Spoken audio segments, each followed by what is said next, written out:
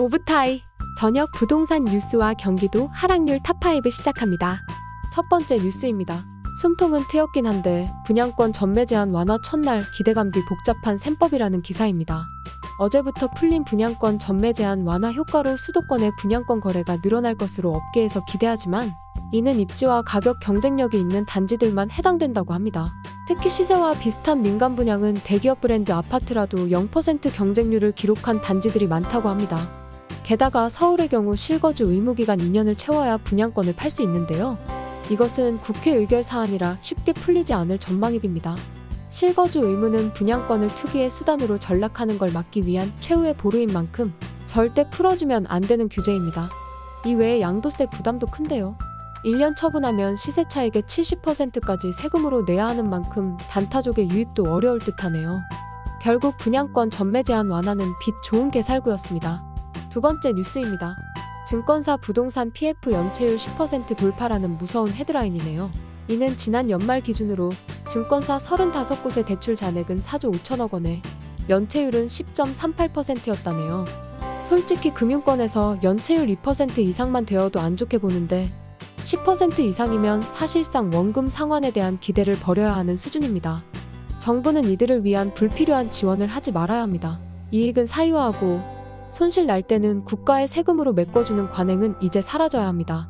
증권사에서 PF로 고수익을 노리고 대출해줬을 땐 그에 맞는 리스크를 분명 알고 들어갔겠죠?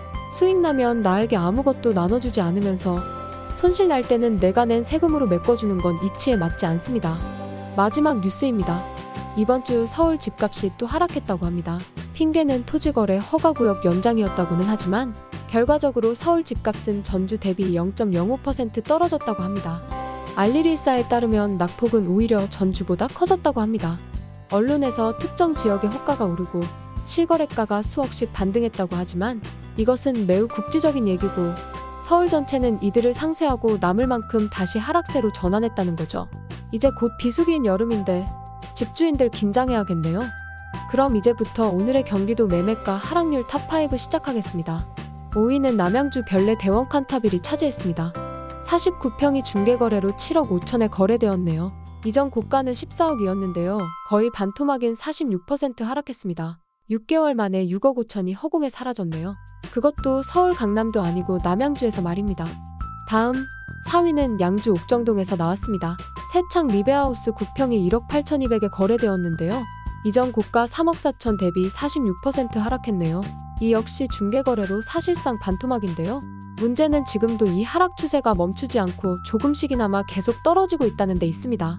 3위는 김포 고촌의 동부센트레빌입니다. 고점 6억 8,500 대비 47% 하락한 3억 6,500에 9평이 거래되었습니다. 고촌역에서 한정류장만 지하철 타고 가면 서울 김포공항인데 가혹한 하락률이네요. 2위는 어디일까요? 평택 동삭동의 센트럴자이 2단지 34평입니다.